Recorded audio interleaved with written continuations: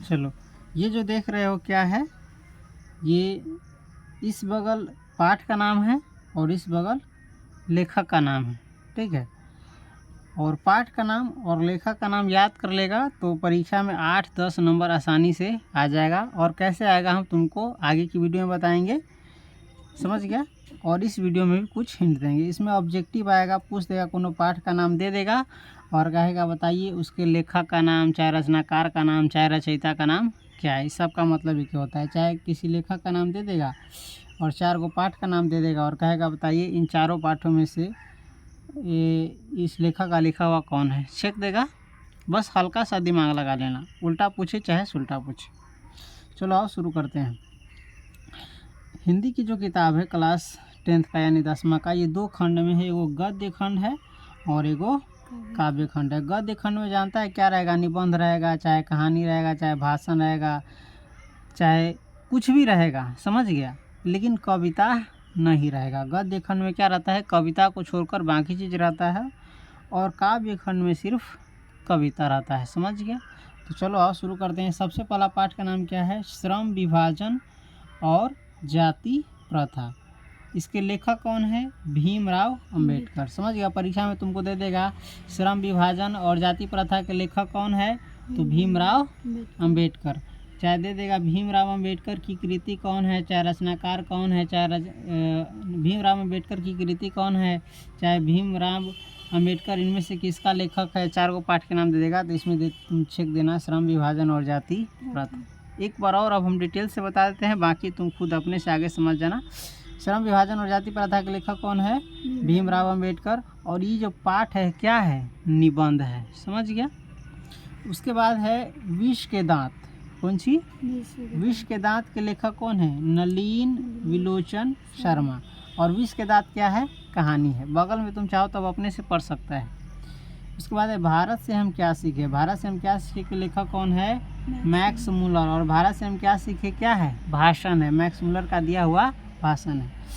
नाखून क्यों बढ़ते हैं, एक बार हम इसको डिटेल्स में बता देते हैं, तुम अंत में संक्षेप में याद कर लेना। नाखून क्यों बढ़ते हैं के लेखक है हजारी प्रसाद द्विवेदी। और नाखून क्यों बढ़ते हैं क्या है, ललित निबंध है। कौन सी है, ललित निबंध। उसके बाद है नागरी लिपि। कौन सी, नागरी में देव छुपा हुआ है, ये खास करके है देवनागरी लिपि, समझ गया। नागरी लिपि के लेखक कौन है, गुणाकर मूल्य। और नागरी लिपि भी क्या है, निबंध है ना। परीक्षा में पूछेगा नागरी लिपि क्या है, कहानी है कि निबंध है। चाहे पूछ देगा नागरी लिपि के निबंधकार कौन है, तो गुणाकर मूल्य।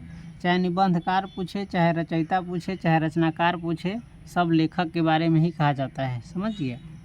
हम आगे उसको क्वेश्चन पेपर पर तुमको समझाएंगे, याद कर लेगा तब। उसके बाद है बहादुर। बहादुर क्या है, कहानी है। और बहादुर के लेखक कौन है, अमरकांत। उसके बाद है परंपरा का मूल्यांकन। किसका मूल्यांकन, परंपरा का मूल्यांकन।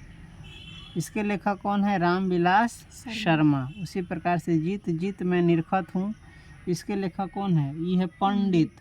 पंडित न लिख करके खाली प लिख के और ये दे दिया है, समझ गया, पंडित बिरजू महाराज।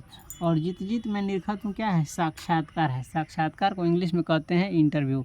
आमने सामने बैठ करके जो सवाल पूछा जाता है उसी को कहते हैं साक्षात्कार। उसके बाद है आविन्यो।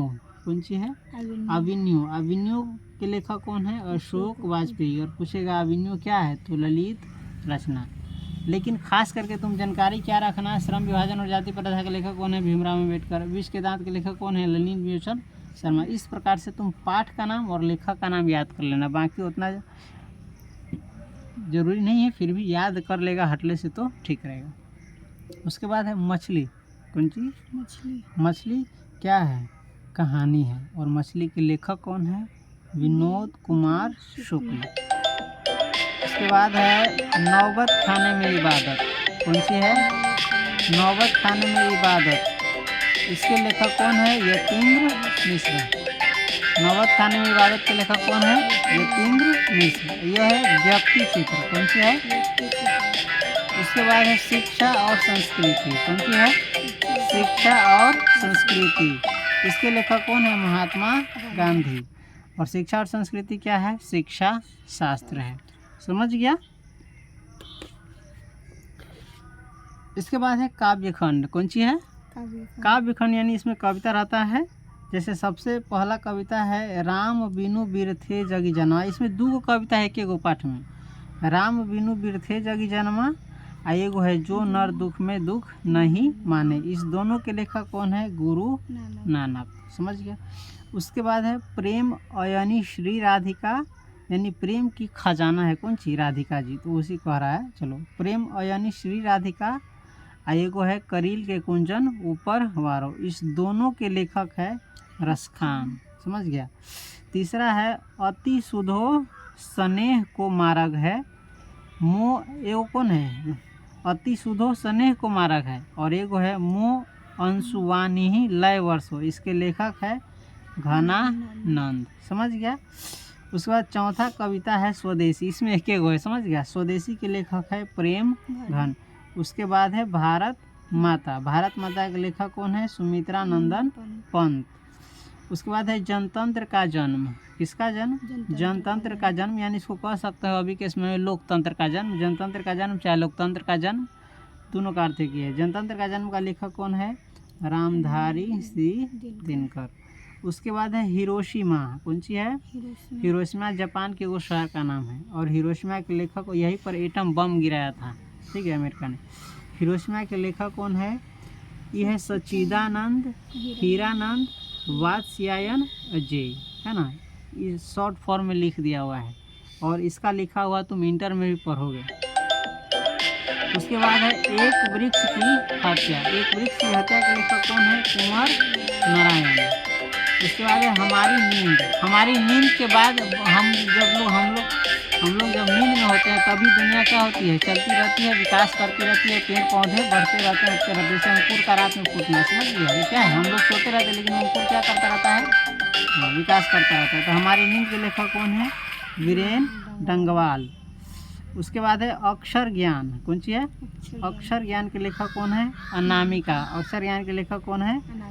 उसके बाद है लौट कर आऊँगा फिर। कौन सी? लौट कर आऊँगा फिर के लेखक कौन है? जीवन आनंद दास।